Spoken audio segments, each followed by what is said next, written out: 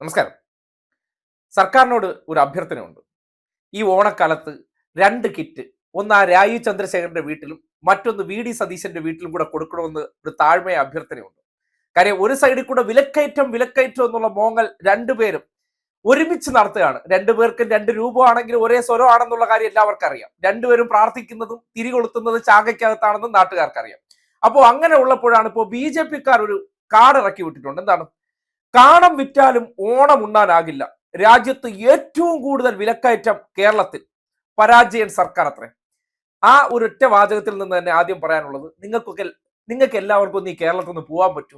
ഈ നാടെത്തി സമത്വ സുന്ദരമായി ജീവിച്ചോട്ടെ. എല്ലാം കൂടെ ഒന്ന് പെട്ടിയെടുത്തുകൊണ്ട് വളരെ വില കുറച്ച് കിട്ടണ ആ മോഡിയുടെ ഗുജറാത്തിലോ യു.പിയിലോ എങ്ങോട്ടെങ്കിലും നിങ്ങൾക്കൊന്ന് കൂടൊഴിഞ്ഞു പോയാൽ ഈ നാടിന് വലിയ സന്തോഷമാവും. ഇനി രണ്ടാമത്തെ കാര്യം, ഈ രായി മുതലാളി പറഞ്ഞതിൽ എന്തെങ്കിലും വസ്തുതയുണ്ടോ ഇല്ലയോ എന്നതിനെ സംബന്ധിച്ച് റിപ്പോർട്ടർ ചാനലിലെ മുഴുമുഴുത്ത സംഗതിയായിട്ടുള്ള ഷൂജയെ കൊണ്ട് തന്നെ നമുക്ക് പറയിച്ചു കൊടുത്താൽ ആ പ്രശ്നം അങ്ങ് തീരുമല്ലോ. എന്തിലും വ്യാജത്തരം മാത്രം ചെയ്ത് ശീലിച്ച മുതലാളിയാണല്ലോ മുതലാളി. ഇപ്പോ കഴിഞ്ഞ 5 വർഷം മന്ത്രിയായിരുന്നിട്ട് ഈ നാടിന് വേണ്ടി എന്ത് ചെയ്തു എന്ന് ചോദിച്ചാൽ ഒരു ചുക്കും ചുണ്ണാമ്പും ചെയ്യാത്ത മുതലാളി ഇപ്പൊ ഇവിടെ വന്നിട്ട് എല്ലാവർക്കും വാരിക്കോരി കൊടുക്കും. ഏതുപോലെ സുരേഷ് ഗോപി വാരിക്കോരി കൊടുത്തതുപോലെ അതുപോലെ മുതലാളി എടുത്ത് തരും എന്ന് വിചാരിച്ച് സംഘികൾ പിന്നാലെ കൂടുന്നുണ്ട്. സംഘികൾക്ക് പണ്ടേ ഈ മുതലാളി സ്നേഹം കൂടുതലാണ്. ഞങ്ങൾ മുതലാളി ആയിരുന്നുകൊണ്ട് തന്നെ മുതലാളിയുടെ കാല് തിരുമിയും കൈ തിരുമിയും ഒക്കെ എന്തെങ്കിലും കിളിവ് കിട്ടുമെന്ന് നോക്കിക്കൊണ്ട് നടക്കുന്ന സംഘികൾ ഈ മുതലാളിമാരുടെയും പണമുള്ളവന്റെ പിറകിൽ താങ്ങി താങ്ങി നടക്കും. അതിനപ്പുറത്തേക്ക് എന്താണ് വിപണിയിൽ നിന്നുള്ള സത്യമെന്നും ഈ നാടിനെ കുറിച്ച് ഇകഴ്ത്താൻ പരിശ്രമിക്കുന്ന സംഘികൾ ഈ നാടിന്റെ ഒറ്റുകാരാണെന്നും ഈ നാടിനെ ഇകഴ്ത്താൻ നടക്കുന്ന ഈ നാടിന്റെ കുലംകുത്തികളാണ് എന്നതിന്റെ തെളിവ് കൂടിയാണ് ഷൂജയെ തന്നെ ഒരു യാഥാർത്ഥ്യം രാജീവ് ചന്ദ്രശേഖരന്റെ ആസനത്തിൽ വെച്ച വെടി പോലെ ഇന്നിപ്പോ വാർത്തയായി അവതരിപ്പിച്ചത്. കാര്യമായ വില മാറ്റം ഉണ്ടായിട്ടുണ്ട് എന്നത് വ്യക്തമാണ്. അപ്പോൾ കീശ കീറാതെ നമുക്ക് ഈ കൊല്ലം ഓണം ആഘോഷിക്കാം. കഴിഞ്ഞ കൊല്ലത്തേക്കാൾ വില കുറയുകയാണ് ചെയ്തിരിക്കുന്നത്. അപ്പോൾ ഓണം ആഘോഷത്തിന്റെ നിത്യോപയോഗ സാധനങ്ങളുടെ വില കുറയുന്നതിന്റെ ഒരു ആശ്വാസത്തോടെ സാധാരണക്കാർ എത്തുകയാണ്. നമ്മളിപ്പോൾ പട്ടിക തിരിച്ച് തുകയൊക്കെ പറഞ്ഞു. ചാല മാർക്കറ്റിൽ ഇന്നത്തെ ഒരു തിരക്ക് എത്രത്തോളമുണ്ട്, അതോടൊപ്പം തന്നെ സാധനങ്ങളുടെ വിലയൊക്കെ കുറഞ്ഞു വരുന്നതിലെ ഒരു ആശ്വാസം എത്രമാത്രമാണ്? ഓണക്കാലത്തോടനുബന്ധിച്ച് വിൽപ്പനക്കാർക്ക് വലിയൊരു ആശ്വാസമാണ്. KBG സൂചിപ്പിച്ചതുപോലെ 30 രൂപ, ഈ വെണ്ട നോക്കുകയാണെങ്കിൽ 20 രൂപയ്ക്ക് വിൽക്കുന്ന ഒരു സാഹചര്യമാണ് നിലവിലുള്ളത്. മുരിങ്ങയ്ക്ക കിലോക്കല്ല, ഇവിടെ ഒരു കെട്ടാണ് വച്ചേക്കുന്നത്, 15 രൂപയ്ക്കാണ് വിൽക്കുന്നു എന്നുള്ളൊരു സാഹചര്യമാണ് നിലവിൽ. ബീൻസിലേക്ക് വരികയാണെങ്കിൽ ബീൻസ് ആയിരുന്നു വാങ്ങുന്ന സാധാരണക്കാരെ സംബന്ധിച്ച് ഏറ്റവും വിലക്കയറ്റമുള്ള ഒരു സാധനമായിരുന്നു ബീൻസ് ഇപ്പോൾ 50-54 രൂപയ്ക്കാണ് ഇവിടെ വിൽക്കുന്നത്. മറ്റൊന്ന് ഇഞ്ചി ആയിരുന്നു. ഇഞ്ചി 100 രൂപയ്ക്കൊക്കെ വിറ്റ ഒരു സാഹചര്യമുണ്ട്. എന്തായാലും വയനാടിലെ ഇഞ്ചി ഇപ്പോൾ ഇവിടെ 2 തരത്തിലുള്ള ഇഞ്ചിയുണ്ട്. ചേച്ചി, ഈ ഇഞ്ചിക്ക് എത്ര രൂപയാണ് ഇപ്പോൾ വില? ഇഞ്ചി 50 രൂപ. 50 രൂപയ്ക്കാണ് ചേച്ചി വാങ്ങുന്നത്? ഇതിപ്പോ 30 രൂപയ്ക്ക് വാങ്ങുന്നു. ചേച്ചിക്ക് എങ്ങനെ തോന്നുന്നു? ഇഞ്ചി വാങ്ങിയിട്ട് എന്ത് തോന്നുന്നു? സന്തോഷമുണ്ടോ? വില കുറവുണ്ട്. കേട്ടല്ലോടെ മുതലാളി, ചുമ്മാ ഇരുന്ന് വായ്ത്താരി അടിക്കാനും 2 കാർഡ് അടിക്കാനും വേറെ 10 പൈസയുടെ പണിയില്ല. ഇതൊക്കെ കാണിച്ചിപ്പോ സീറ്റ് പിടിക്കാമെന്നാണ് കരുതുന്നത്. മുതലാളിയുടെ കട്ടയം പടവും മടങ്ങാൻ പോവുകയാണ്. അതായത് അങ്ങോട്ടേക്ക് പോകുമ്പോൾ കൂടുതൽ കാര്യങ്ങൾ മുതലാളിക്ക് മനസ്സിലാകും. ഒരു കാര്യമേ ഉള്ളൂ പറയാനായിട്ട്. അതായത് കേരളത്തെ സംബന്ധിച്ച് നോക്കുകയാണെങ്കിൽ ഒരു ഉപഭോഗ സംസ്ഥാനമാണ്.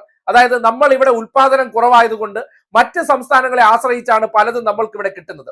ആ നിലയ്ക്ക് നോക്കുമ്പോൾ അപ്പുറത്ത് വിലയുണ്ടെങ്കിൽ ഇവിടെ വില കൊടുത്തേ മതിയാകുള്ളൂ. അത് സാധനം വാങ്ങിക്കാൻ പോകുന്നവർക്കും അറിയാം, വിൽക്കുന്നവർക്കും അറിയാം. അവർക്ക് രണ്ടുപേർക്കും ഒരു പ്രശ്നം ഉണ്ടാകില്ല. കുറച്ച് സംഖ്യകൾക്കാണ് ഇത് കാണുമ്പോൾ വല്ലാത്ത ചൊറിച്ചിൽ. 1000 രൂപയ്ക്ക് ഗ്യാസ് കയറുന്ന സംഖ്യയാണ് പറയുന്നത് അയ്യോ 10 രൂപ കൂടിയേ 20 രൂപ കൂടി എന്ന് പറയുന്നത്. 108 രൂപയ്ക്ക് പെട്രോൾ തരുന്ന സംഖ്യയാണ് പറയുന്നത് അയ്യോ വിലക്കയറ്റം എന്ന്. ഈ രീതിയിൽ ഈ നാട്ടിലെ മുതലാളിമാരെ കൊണ്ട് ജനങ്ങളെ ചൂഷണം ചെയ്യിക്കുന്ന ഒരു 916 തട്ടിപ്പുകാരന്മാരുടെ മോങ്ങലായിട്ട് മാത്രമേ അതിനെ കാണാൻ പറ്റുള്ളൂ. അതുകൊണ്ട് എന്ത് ഓസിന് കിട്ടി ഞണ്ണണം. കർഷകർക്ക് ഈ അടുത്ത ദിവസം നിങ്ങൾക്കറിയാം തോരാ മഴയായിരുന്നു എല്ലാ സംസ്ഥാനങ്ങളിലും. അതിൻ്റെതായ പ്രശ്നങ്ങൾ ഈ വിളകൾക്കുണ്ടായിട്ടുണ്ട്. കാര്യം കൃഷി നശിച്ചതിന്റെ അടിസ്ഥാനത്തിൽ സാധനങ്ങൾ നിർമ്മിച്ചെടുക്കാൻ പറ്റില്ലല്ലോ. അതായത് സംഘികളായിരുന്നെങ്കിൽ ഇപ്പൊ ഇവിടെ നിന്നിട്ട് ഒരു മാജിക്കൽ വടിയെടുത്ത് അങ്ങ് വീശി തന്നെ എല്ലാ സാധനവും 10 രൂപയ്ക്കും ഫ്രീ ആയിട്ടൊക്കെ നാട്ടിൽ കിട്ടിയനെ എന്ന രീതിയിലാണ് ഡയലോഗ് അടിക്കുന്നത്. കേന്ദ്രത്തിൽ അധികാരം കിട്ടിയിട്ട് ഏതെങ്കിലും ഒരു സാധനം നിങ്ങൾക്ക് ഇതുവരെ വില കുറച്ച് ഈ നാട്ടിൽ കിട്ടിയോ? ഇല്ലല്ലോ. ബാക്കിയുള്ള ഏതെങ്കിലും സംസ്ഥാനത്ത് പോയി നിങ്ങളൊന്ന് അന്വേഷിച്ച് നോക്കൂ. ഉൽപാദനമുള്ള സാധനങ്ങൾക്ക് വിലക്കുറവുണ്ട്. ബാക്കിയുള്ള കാര്യങ്ങളെ കുറിച്ച് അന്വേഷിച്ച് നോക്കൂ. അതാണ് നമ്മുടെ നാട്ടിലെ ചില സംസ്ഥാനങ്ങൾ. പിന്നെ കേരളത്തിലെ ഈ സംഘപരിവാർ പോരാളികൾ അടിച്ചുവിടുന്ന ഡയലോഗിനപ്പുറം ഷുജയ തന്നെ പറഞ്ഞ വാചകങ്ങളിലുണ്ട്. എന്താണ്? കഴിഞ്ഞ ഓണത്തെ അപേക്ഷിച്ച് ഈ സന്ദർഭത്തിൽ ഇത്രയും മഴക്കെടുതികൾ എല്ലാം ഉണ്ടായതിനു ശേഷവും വില പിടിച്ചു നിർത്താൻ വേണ്ടി സംസ്ഥാനത്ത് വേണ്ട രീതിയിൽ സർക്കാർ മാർക്കറ്റിൽ ഇടപെടുന്നുണ്ട്. അതിൻ്റെതായിട്ടുള്ള പ്രതിഫലനം പലതിലും കാണാൻ പറ്റുന്നുണ്ട്. അതെല്ലാം മറച്ചു വെച്ചിട്ട് ഇന്ത്യയിലെ കാര്യം നിശ്ചയിക്കാൻ ഇയാളാരാ? കർണാടകത്തിൽ ഇരുന്നുകൊണ്ട് അങ്ങനെ ഇന്ത്യയിലാകെ കാര്യം പറയുന്ന ഈ കപടന്മാരെ നാട് തിരിച്ചറിയണം. ഇവരെ കുറിച്ച് പറയാൻ ഒറ്റ കാര്യമേ ഉള്ളൂ. ഈ പട്ടി പുല്ല് തിന്നേയില്ല, പശുവിനെ തീറ്റിക്കില്ല എന്ന് പറഞ്ഞ ഇനങ്ങളാണ്.